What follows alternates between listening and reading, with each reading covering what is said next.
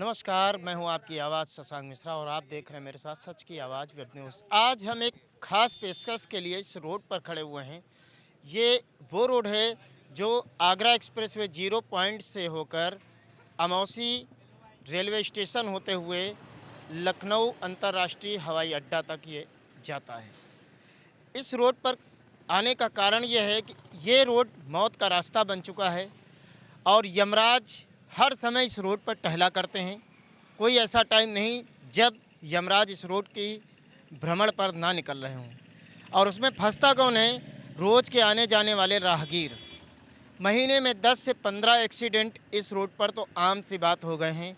और साल में अगर मौतों का आंकड़ा निकाला जाए तो कम से कम 20 से 30 मौतें इस रोड पर ज़रूर होती हैं। जब से ये रोड बना है, इस रोड को अगर खूनी रोड कहा जाए तो भी कम बात होगी, क्योंकि सुबह से लेकर रात तक 24 घंटे इस रोड पर गाड़ियाँ, बड़ी गाड़ियाँ, लोडेड वाहन सब कुछ चला करते हैं। और ऐसे में प्रतिदिन इस रोड पर आने जाने वाले राहगीरों का खतरा लगातार बना रहता है।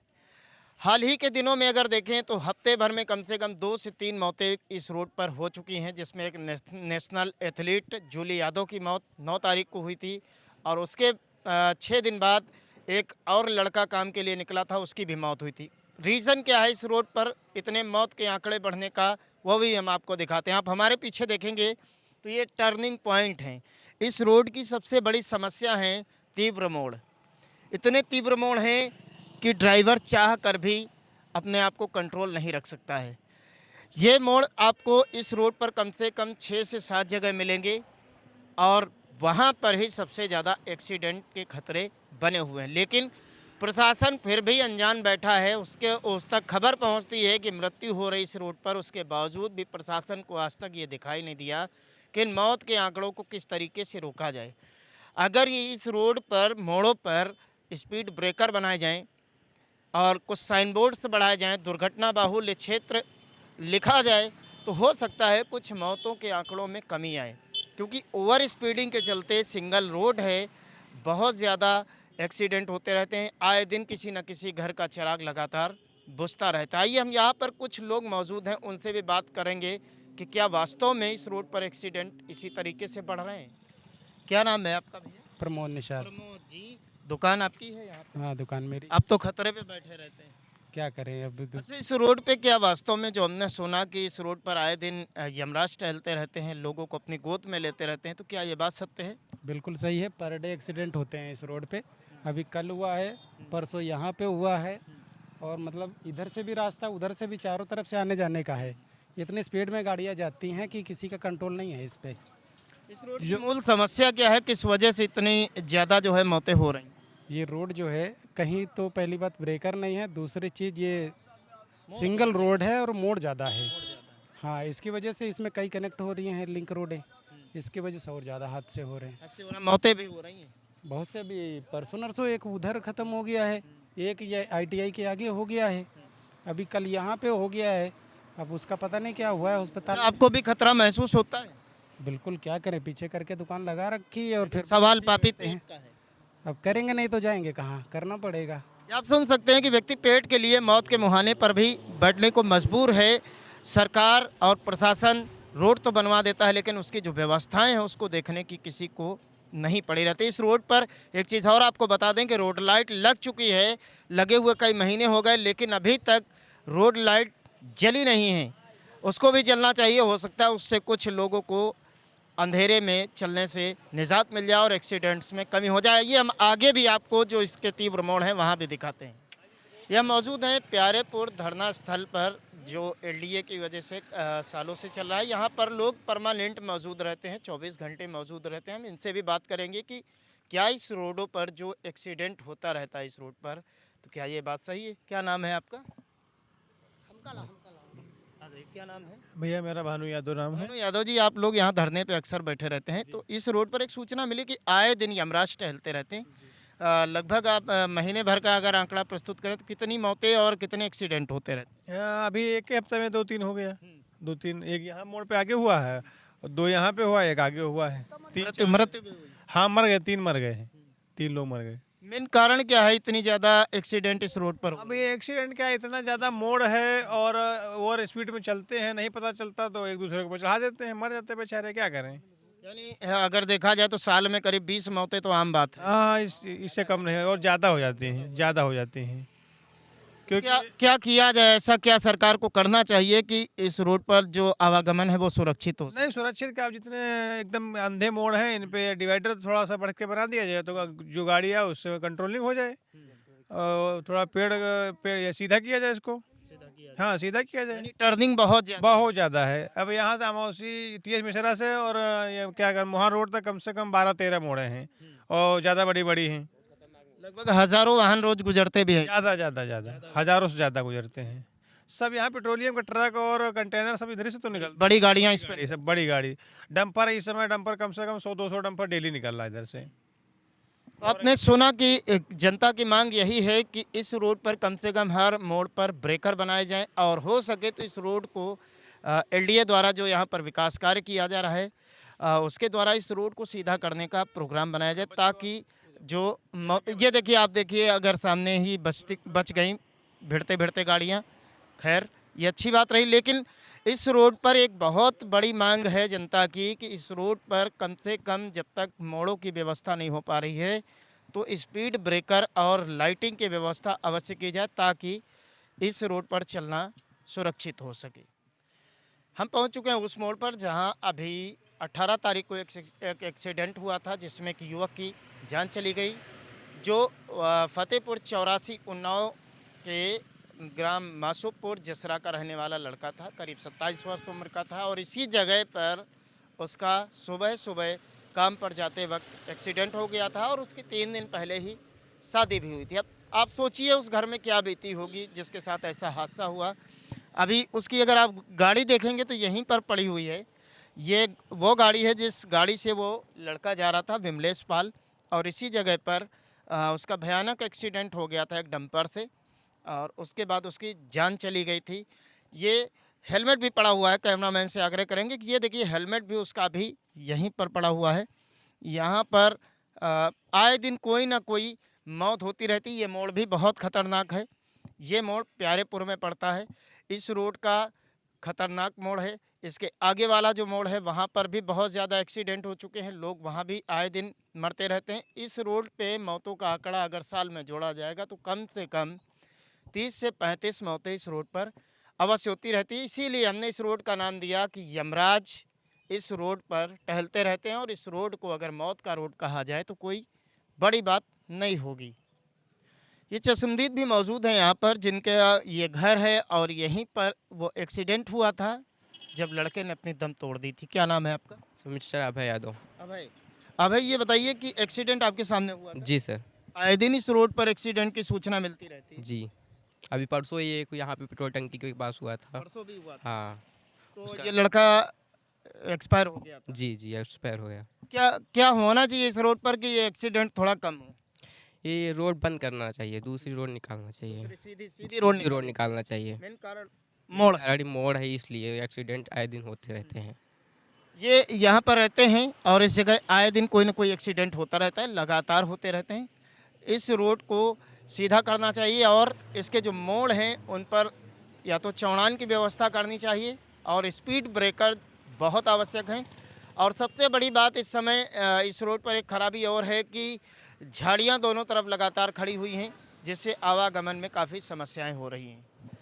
ये भी हम आपको दिखाने जा रहे हैं, दो बड़ी बड़ी ट्रक आ रही हैं और ये किस तरीके से इस मोड़ पर मुड़ पाएंगी, ये अपने आप में देखिए एक बड़ी समस्या है। और यहाँ पर देखने वाली बात यह है कि किस तरीके से एक एक मिनट के लिए निकलना भारू हो जाता है और लगातार ये स्थिति बन जाती है कि गाड़ियाँ निकलें तो कैसे निकलें। ऐसी कंडीशंस में ही यहाँ पर एक्सीडेंट का खतरा बना होता है। अगर ज़रा सा भी कोई लापरवाही से इस जगह पर चलता है तो तुरंत यमराज के घर को वो पहुँच जाता है। लेकिन लोगों की सुरक्षा का ख्याल करने के लिए सरकार को तुरंत इस रोड पर कोई ना कोई ऐसी व्यवस्था करनी चाहिए ताकि लोग सुरक्षित तरीके से और सहज तरीके से निकल सकें।